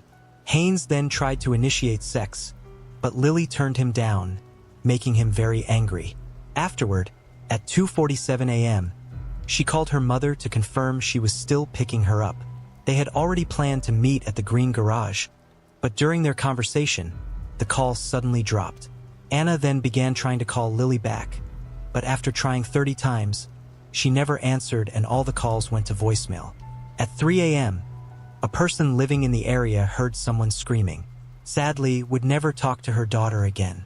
Eventually, Lily's topless body was found in the nearby freshwater reservoir called Mill Pond. Anna had unknowingly seen her daughter's killer walk past her car at 3:09 a.m. as she sat and waited for Lily to show up. Anna noticed that the man was shaking his head and holding his head in his hands. She found his behavior so strange that she decided to follow him. However, she lost sight of him when he entered some nearby woods. Turns out, after Lily rejected Haynes, he got so angry that he strangled her to death and dumped her body in the reservoir. Haynes was going through family court trying to regain visitation with his child, and for some reason, he thought if anyone knew he wanted to have sex with Lily, it would hurt his case, so he murdered her. Haynes then went home and told his girlfriend what he did. He also confessed to his parents, but told them he murdered Lily because she threatened to accuse him of sexual assault. According to Haynes, the threat came after she discovered he was in a relationship. When police showed up at his mother's home, he confessed to the murder. In the end, Haynes was convicted and sentenced to life in prison. In 1977, 22-year-old Martha Ann Johnson was living in Fulton County with her third husband, Earl Bowen, and her 2 kids from a previous marriage, Jeannie Ann Wright and James Taylor. Jeannie Ann was born on October 11, 1970, during Martha's first marriage, and 23-month-old James was born on October 30, 1975, during her second marriage. Unfortunately, on September 25th, the first of many tragedies would occur. When Martha went to wake James up from his nap, she found him unresponsive. He was rushed to the hospital where he was sadly pronounced dead, and the cause of death was listed as sudden infant death syndrome, or SIDS. The family was devastated, but slowly moved on. On June 13, 1978, Martha gave birth to her third child, Earl Wayne Bowen Jr., and over 2 years later, on September 2, 1980, gave birth to her fourth child, Tabitha Janelle Bowen. 3 months later, on November 30th, tragedy would strike again.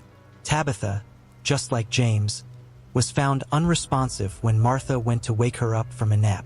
Paramedics attempted to revive her but were unsuccessful, and her cause of death was listed as SIDS, the same as James.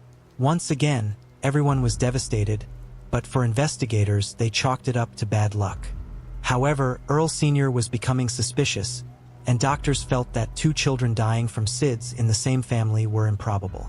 Sadly, for Martha's remaining children, this horrible ordeal was far from over. In January of 1981, Earl Jr. was found with a package of rat poison. He was rushed to the hospital where he was treated and released. Martha and Earl said that after that, Earl Jr. began suffering from seizures. During one of those seizures on February 12, 1981, he was rushed to the hospital, and while on the way, he went into cardiac arrest. He was revived but placed on life support. Doctors concluded that he was ultimately brain dead and was removed from life support 3 days later. At this point, the only surviving child was 10-year-old Jeannie Ann. Even with the deaths of 3 of Martha's children, the investigation, if there ever was one, didn't find anything suspicious about their deaths, basically allowing Martha to go on with her life. Sadly, this left Jeannie Ann Wright in harm's way. Sometime in late 1981 or early 1982, Jeannie Ann began complaining of chest pains and was prescribed Tylenol and a rib belt. For those unfamiliar with it, a rib belt is used to compress the rib cage, which can sometimes lessen the pain while moving around. Then, on February 21, 1982, paramedics were called after 11-year-old Jeannie and was found face down on Martha's bed, foaming from the mouth. Sadly, they were unable to resuscitate her, and her cause of death was asphyxiation. After all 4 children died unexpectedly, Earl Sr. left and the couple divorced. Martha would then get married for a 4th time to Charles Johnson and move to Locust Grove. 7 years would go by without a serious investigation into the sudden death of all 4 of Martha's children. That is until December 1988, when an article was published in the Atlanta Constitution that questioned the deaths of the children. This led investigators to reopen the cases.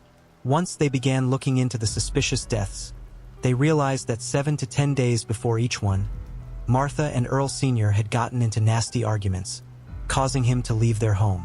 It was almost as if Martha was killing her children as retaliation against Earl for their confrontations with each other. After each death, Earl, stricken with grief, would return and they would patch things up. However, every separation led to another dead child. It was also revealed that after Earl Jr.'s funeral in 1981, Jeannie told her father that she was afraid to be in the home with her mother. However, welfare workers interviewed the family and could find no legal ground to have her removed. During the reinvestigation, Dr. William Anderson took another look at James Sid's diagnosis and determined it was most likely wrong, and he was 90% sure it was a homicide. On July 3, 1989, with this latest information in hand, police arrested Martha and charged her with Jeannie Ann's murder.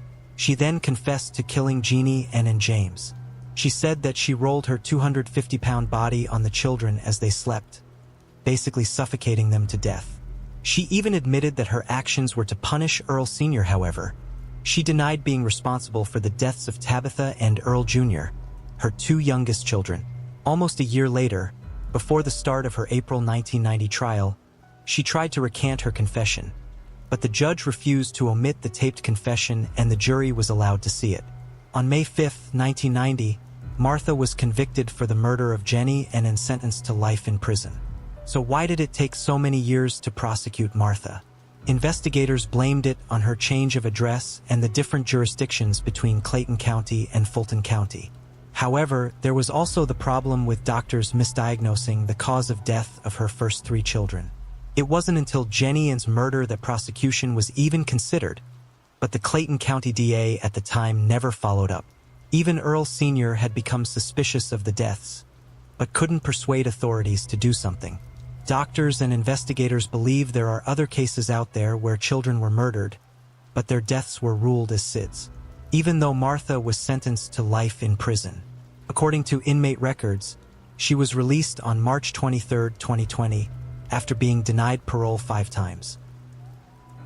Kayla Skunik was born on May 21, 1990 in Louisiana and went by Mickey.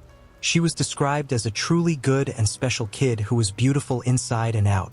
On May 18th, 3 days before her 22nd birthday, Mickey, a senior at the University of Louisiana in Lafayette, went with some friends to a concert at a live music venue called Art Emma SFER. After the concert at 12:44 a.m., and her friend Brettley rode their bikes back to his house on Rhine Street, which was only about 5 minutes from the atmosphere. They then got in Brettley's car and went for a late-night food run to Taco Bell and returned back to his home afterward. At 1:47 a.m., Mickey decided to head home and was caught on surveillance camera riding her bike on Versailles Boulevard. She was seen again on St. Landry Street about a minute later. Sadly, after that, she was never seen alive again. Mickey was supposed to attend her brother's sax graduation ceremony later that day, but failed to show up. Her family went looking for her and even called Brettley, but they were unable to locate her. At 5 p.m., they reported her missing. Friends and family began retracing her bike route on foot, hoping to find any clues as to where she could be, but nothing turned up. The following day, they set up a command center at Brettley's home. When investigators began reviewing surveillance footage, they saw Mickey riding her bike with a white Z71 truck not far behind her. They searched the area where she was last seen, but were unable to find her or her bike. So they released the footage of the white truck to the public in hopes that someone might recognize it. A few days later, a tip came in from a woman who said her fiancé, Brandon Scott Laverne, owned a white Z71 truck. Even more damning was the fact that he had returned home on the 19th with stab wounds. When she asked what happened, he claimed he was stabbed in New Orleans. Laverne was a sex offender who had spent 8 years in prison, starting in the year 2000, for aggravated sexual battery. He also had a very troubled history and began receiving treatment for anger and depression when he was 15 years old. He even had a 30-day inpatient stay at Central State Hospital in 1995. In the year 2000, Laverne was convicted of aggravated sexual battery and would remain in jail until August of 2008. On May 26th, a fisherman discovered Mickey's bicycle under the Whiskey Bay Bridge, which was about 45 minutes away from where she was last seen. On May 31st, San Joaquin County, Texas, police found a white C-71 truck burned out, but were unaware that it was related to a missing persons case in Louisiana.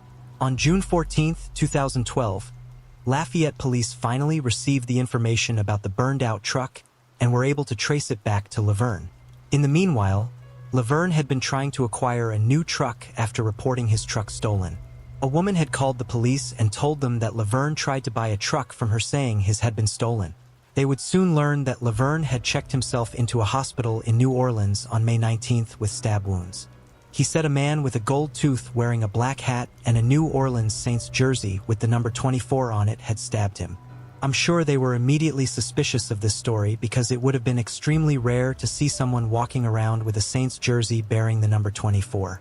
At the time, there were no famous players who wore that number.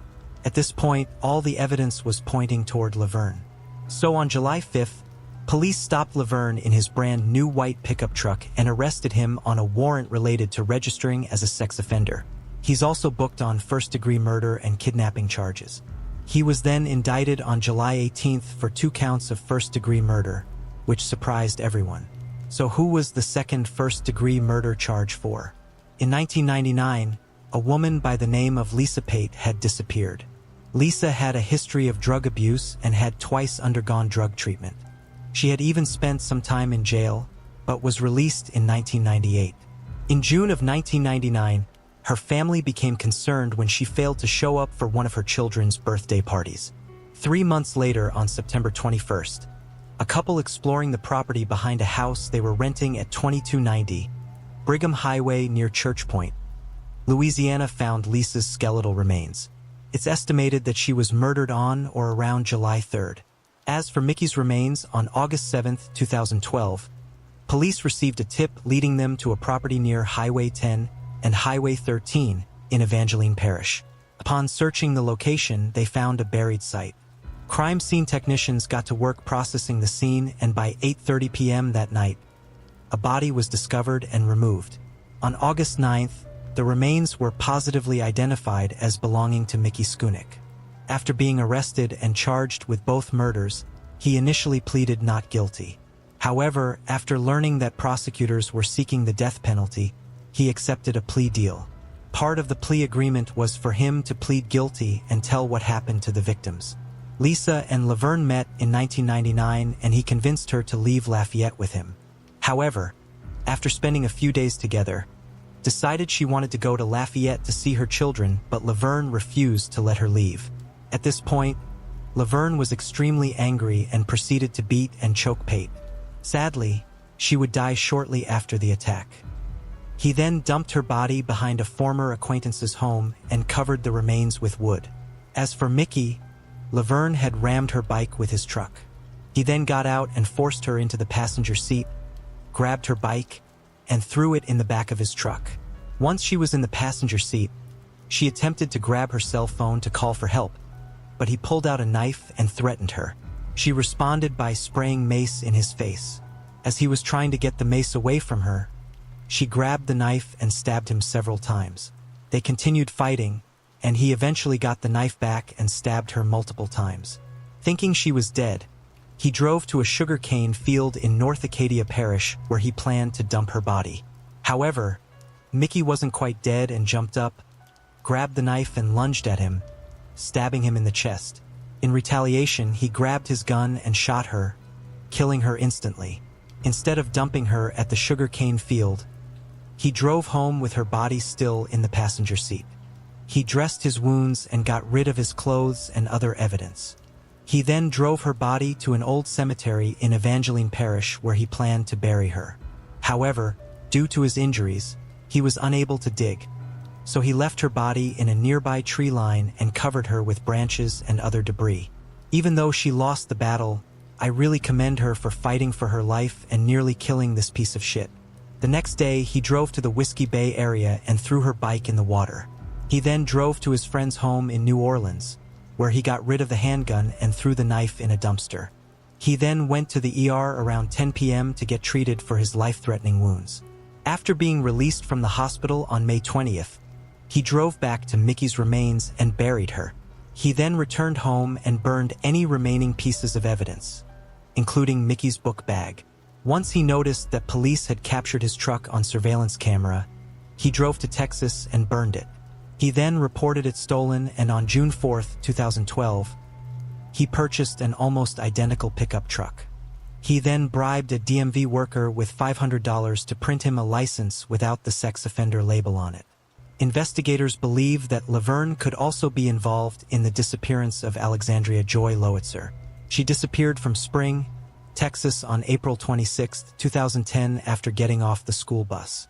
Witnesses reported seeing a white truck pull over in the area where she was last seen. One witness even got the first few digits of the truck's license plate, and a private investigator said those numbers matched the plates from Laverne's truck. However, Alexandria remains missing, and Laverne has never been charged in the case. As of 2023, he is currently serving his life sentence at the Louisiana State Penitentiary.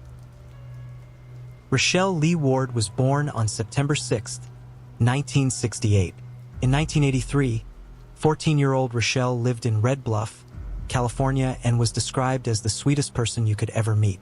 It was said that she loved everybody and everything, including animals, and also enjoyed visiting nursing homes and playing checkers with the residents.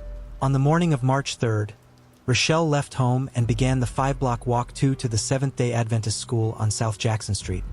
But sadly, she would never make it. By noon that day, her body was discovered 7 miles away at the Pine Creek Bridge on Pine Creek Road. She had been bound, sexually assaulted, and shot to death. A witness actually saw the assault, but thought it was a man attacking another man. From that, they were able to generate a composite sketch of the suspect. While DNA wasn't used at the time to solve cases, the detectives still collected several items from the crime scene and made sure they were well preserved. After her murder, investigators received numerous tips which led to multiple persons of interest being questioned, including Henry Lee Lucas. I mean, really, is there any murder in the 80s that Lucas didn't falsely confess to? Eventually, rumors about Sheriff Ron Koenig's possible involvement began to sweep through the community. At one point, a grand jury investigated allegations of an inappropriate child ring. The rumors weren't helped by the fact that Rochelle used to babysit for him. Plus, a classmate of Rochelle's came forward and said that Rochelle had come to school one day and claimed that Koenig sexually assaulted her. She said she had evidence and that the ring was using the tunnels under the city to film the inappropriate materials. In the end, the grand jury couldn't find any evidence to bring charges against him. Nick was never charged with any of the crimes he was accused of, and I can't tell you if he was guilty or not. However, I can tell you he did not murder Rochelle. In 2022, detectives decided to have the evidence items resubmitted for DNA testing. The results didn't lead to the killer, so they decided to try genetic genealogy. Astria Forensics was hired to create a DNA profile of the suspect using a rootless strand of hair found on Rochelle. Investigators were then given a possible lead, a man by the name of Johnny Lee Coy, who used to live in Red Bluff and had a violent criminal past.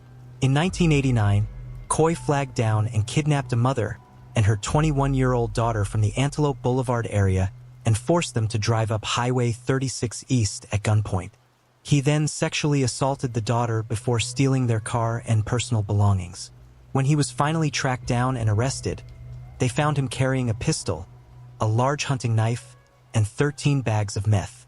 He was later arrested for the crime and sentenced to 2 life terms in prison.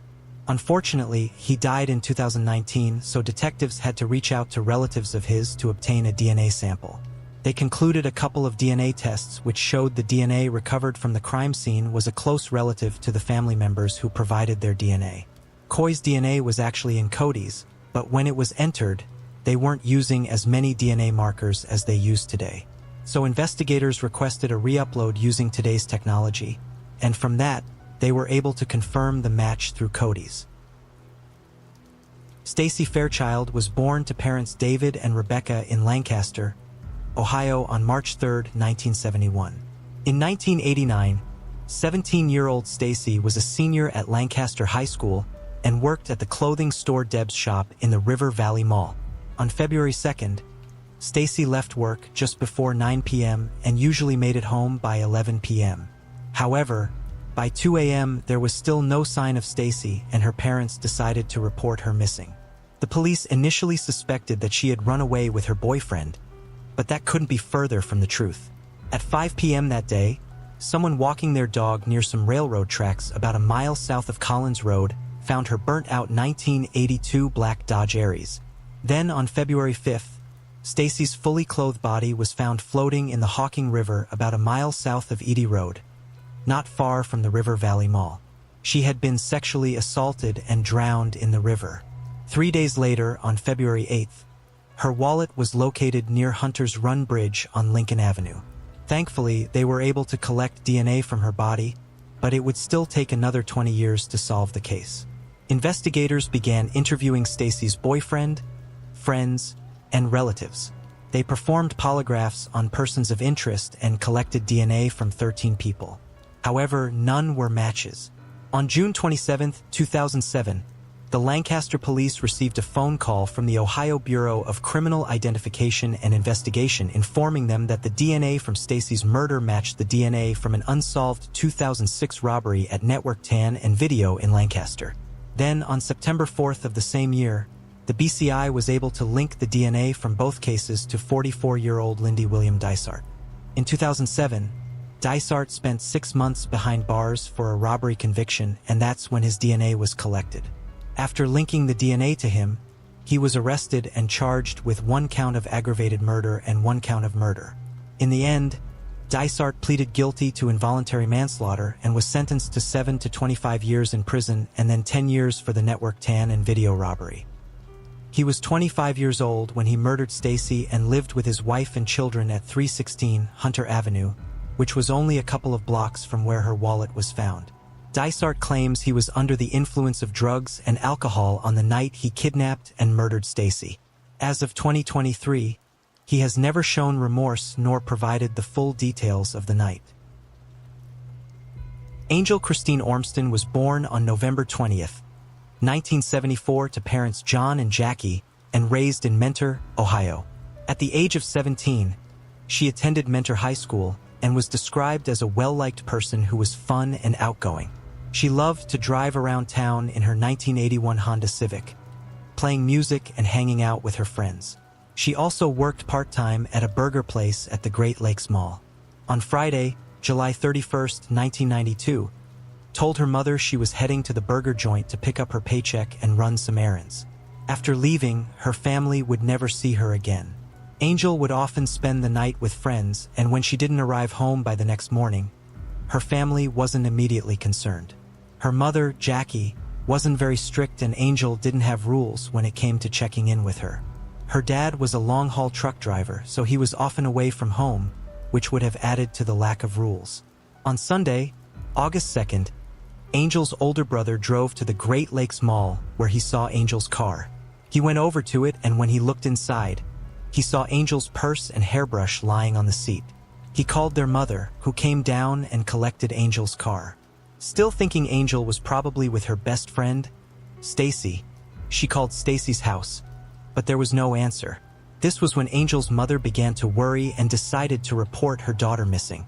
When asked why she waited 2 days to report Angel missing, Jackie said she was under the impression she had to wait 48 hours. Once again, Jackie turned to Angel's best friend, Stacy. The two were inseparable, but on this particular weekend, Stacy had been baking cookies at her sister's house. So when Jackie told her she couldn't find Angel, Stacy was surprised but said she had no idea where Angel could be and hadn't seen her at all that weekend. This was horrifying news to Jackie, who had assumed that her daughter had been with Stacy all along. The police immediately launched a search and examined Angel's car. However, there were no signs of foul play or anything being stolen. Investigators then began to look into the possibility that Angel may have been abducted. Her car was dusted for fingerprints and dozens were found. However, they were all traced back to Angel's family and friends, basically making them all suspects. Her father was ruled out because he was able to provide proof that he was several states away when she disappeared. Angel's co-workers said that she never showed up to get her paycheck. but they surprised detectives when they said they might know who was involved in her disappearance. They told them about one of the male managers who liked to prey on the young female workers. He was often caught lurking nearby when they changed into their working uniforms and was fired for sexual harassment after multiple complaints of inappropriate touching. When investigators looked into the man, they found that he had a record of inappropriate contact with underage girls. The workers explained that the manager had specifically focused on Angel, often showing her extra attention, watching her work, and making sexual comments toward her. They also said he had found every reason to talk and get close to Angel in the cramped kitchen. This information launched him to the top of the suspect list. Investigators quickly tracked him down, but he denied having anything to do with her disappearance. He said he hadn't seen Angel since they worked together and had been nowhere near the Great Lakes Mall on the day she disappeared. In fact, he had been working at another fast food chain at that time and even had the timesheets to prove it. However, investigators didn't let go of the theory that Angel's disappearance had something to do with the fast food restaurant. They once again questioned the employees and manager and uncovered a secret that Angel had been keeping from her family. She had recently been fired for showing up late, and the paycheck she was picking up was going to be her last. Eventually, everyone she worked with was ruled out as a suspect. Since Stacy and Angel were so close, investigators decided to turn their attention back to her. They asked her to come in for questioning, and after a 4-hour-long interview, they were left with a possible suspect, Mark Sarka. Mark was a 19-year-old boy who had just graduated with honors from Mentor High. Stacy would also provide one last piece of information that would break the case wide open. While both she and Angel had a crush on Mark, it was Angel who slept with him over the summer and was pregnant by him when she disappeared. Stacy said that Angel was going to tell Mark about the pregnancy, hoping it would convince him to be in a relationship with her. However, unbeknownst to Angel, Mark had only used her for sex and wanted nothing to do with her, especially since he was heading off to college the following semester. After learning this new information, Polisa immediately hauled Mark in for questioning. However, he denied that he and Angel were together. He said they slept together once, but he hadn't seen her since. He claimed that he had a steady girlfriend who he had been with for the past 2 years.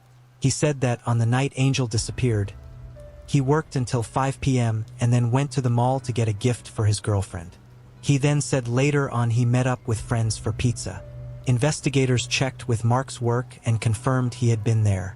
They then drove the route to the stores where Mark said he shopped for the gift and found that it was possible to make the trip in the length of time he stated. Finally, they spoke to the friends that Mark claimed he joined up with that night, and they confirmed they had met up at 9 p.m. for pizza and a movie. However, Mark couldn't produce any witnesses for his alleged shopping trip. Also, when investigators questioned employees of the stores that Mark claimed to have entered, nobody recognized him. This led investigators to doubt the shopping part of Mark's story. However, when given a lie detector test, he passed, and due to this and his cooperation, he was ruled out as a suspect. Police then went back to the theory that Angel either ran away or was abducted from her car by another perpetrator. Angel knew her mother wouldn't consent to an abortion, so they thought maybe she had run away. Weeks went by with no leads until a tip came in from a prisoner at the Lake County Detention Center. He claimed that there was a prostitute working in Cleveland, Ohio by the name of Angel that matched Angel Armston's description. A blonde between 17 to 20 years old with a pretty smile who was picked up walking alone on the street. That description fit Angel to a T. The inmate claimed he had seen Angel just before he was arrested, and that she was hired by a man called Pimp Daddy. Detectives contacted Cleveland detectives who confirmed they knew Pimp Daddy and that he ran his business in a 2-story building on the outskirts of town. However, after raiding the building and bringing in the girl by the name of Angel, she refused to talk. So they contacted Jackie and asked her to come to Cleveland to make the identification. Unfortunately, the girl was not Jackie's daughter, and it was another dead end. While it wasn't the Angel they were looking for, they were at least able to reunite her with her family. In the meanwhile, Angel's friends and family made flyers and had them strewn throughout the community. They also reached out to businesses, charities, and organizations to scrape together a $10,000 reward for Angel's return. Within a month, thousands of tips were pouring into the Mentor Police Department, but none of them led anywhere. Unfortunately, over time, her case grew cold, but Jackie never gave up hope. As the months passed, one person continued to stand out to investigators, the fiancé of one of Angel's friends. He barely knew Angel, but was also keen on talking to police and reporters about the case. He was known for inserting himself into the investigation and constantly spouted his theories. Police decided to take a closer look at him and theorized that he might have hit on Angel but had his advances rejected and retaliated in return, or maybe he slept with Angel and feared she would tell his fiancé. However, it would lead to another dead end after he provided a solid alibi for the night she disappeared. On December 15, 1992, a local man and his dog were hunting when the dog picked up a scent and headed toward a drainage ditch. That's when the man noticed something wrapped in a sheet with a rope tied around it. As he pulled back the fabric, he spotted what appeared to be a human hand. When investigators arrived, they found a badly decomposed body that had been lying there face down for months, around the same time Angel went missing. Dental records would sadly confirm the remains belonged to Angel Ormston. She had suffered blunt force trauma to her head and had been stabbed twice in her chest. She had been bound with green duct tape that had blue carpet fibers stuck to it. They began looking at homes of friends and family, including Mark Sotka. He had been staying at a house that his family owned around the time Angel went missing, but since that time it had been sold. However, the new family allowed detectives to conduct a search. The new owners had completely remodeled the house except for 2 rooms, including the basement. When investigators went down into the basement, they noticed blue carpet squares on the stouts, so they collected the fibers to compare against the ones found on the duct tape. They also found a section of clothesline in the laundry room cut out, similar to the clothesline that Angel had been bound with. A crime lab tested the items recovered and they matched the items found at the crime scene. Investigators also found spots of blood on the carpets, stairs, and walls along with a bloody thumbprint. Mark Sotka was then arrested for her murder 5 months after she disappeared. However, Mark remained confident that investigators did not have enough evidence to charge him in the case. Meanwhile, they began examining his car and found traces of blood in the trunk that he had tried to clean. They also found a roll of green duct tape. When confronted with the new evidence, he finally admitted that he did something stupid and confessed to Angel's murder. He said he took Angel to his house intending to have sex with her, but when she told him she was pregnant and he was the father, he lost his temper. He insisted Angel have an abortion, but she refused. He punched her several times and she fell down. He ran up the stairs and got a knife out of the garage, came back down, and stabbed her twice in the chest. He was asked if she was alive or dead before he stabbed her, and he replied she was alive because he could see her breathing. Mark then bound her body and dumped her. Afterward, he cleaned up before meeting his friends for pizza and a movie that night. Mark had sat around eating pepperoni pizza and laughing with his friends. All the while, Angel's body was lying in a shallow grave.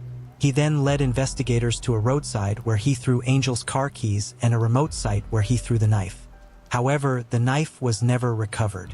In February 1993, pleaded guilty to avoid the death penalty and was sentenced to life in prison. Investigators believe he passed the polygraph due to his lack of remorse. In 2013, her loved ones began the long fight to keep Mark from being paroled. In June 2013, he had his first hearing before the Ohio Parole Board. Angel's family and friends fought to ensure he was not released from Grafton Correctional Institution and his parole was denied. However, this month, July 2023, after serving 30 years, he will be eligible for parole again. Her loved ones are asking the community to sign the petition on change.org. Also, if you're interested, you can submit a letter to justiceforangelormston@gmail.com and they will submit it to the parole board. Opal Weil was born on October 8, 1904, and at the age of 82 was living in St. Petersburg, Florida. Opal was well known and loved in her neighborhood where she would go on daily walks. On February 8, 1987, Opal's sister-in-law, Frida Giles, who lived just across the street, saw Opal on one of her walks between 3 and 4 p.m. Frida tried calling Opal before 8 a.m. the next morning, but she didn't answer the phone. Growing concerned, Frida went across the street and knocked on the door, but Opal still didn't answer. Frida walked to the back of the house and saw that the kitchen nightlight was still on, a light that Opal would always turn off when she got up at 6 a.m. As she approached the back door, she was horrified to see that a window pane had been removed and was leaning against the wall. She slowly walked into the house and sadly discovered Opal's deceased body in her bedroom. Opal had visible signs of trauma and had been strangled to death. Investigators found that the killer had used either leather or cloth gloves to remove the window pane and gain entry, leaving behind no fingerprints. He had also cut the telephone wire and stole several pieces of jewelry. Thankfully, forensic experts collected several hairs from the crime scene, but the case would go cold until 2003, when DNA technology had improved enough to create a partial profile. However, upon entering the information into Cody's, there were no matches. Finally, in late 2020, 17 years later, DNA from the crime scene hairs underwent extensive testing by Parabon Nanolabs. A genetic genealogist was able to narrow down the suspect to one man, Michael Lapnusky, who had lived only half a mile from Opal at the time of the murder. It was determined that Lapnusky had been living in Waveland, Mississippi for the past 30 years. So detectives traveled there to try to obtain his DNA. Working with officers from the Waveland and Bay St. Louis police departments, a detective in July 2022 watched Lapnusky open a new soda straw and use it to stir a cup of coffee in a Marathon gas station before sucking the coffee from the end of the straw and throwing it away. It was the only straw in the trash can and was recovered and tested for DNA evidence. It was a match, but detectives wanted more, so they got the help of a Bay St. Louis police detective by the name of Ray Murphy. Ray owned a restaurant and knew Lapnusky quite well, so they devised a plan to run a free meal promotion with the hope that he would come in, eat, and unwittingly leave his DNA. Flyers were produced offering free food to residents, and one was placed directly on the windshield of Lapnusky's car while it was parked in a public place. Sure enough, he entered the restaurant with the flyer for a free meal at the specified time. Undercover officers watched their suspect like hawks and swooped in as soon as he had finished and left, taking his spoon and fork. They sent off the utensils for DNA testing, and lo and behold, they were a match. Lapnusky would have been only 19 years old at the time of the murder.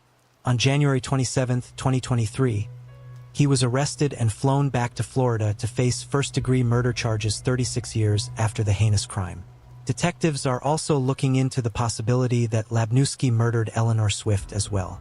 On February 13, 1987, 5 days after the murder of Opal, Eleanor was found dead in her home as well.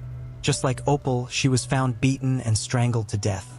In both cases, a strand of straight brown hair was left behind, and the killer only stole wedding rings from both victims. Hopefully, they have DNA evidence from Swift's case and can test it soon and give her family some long-awaited answers.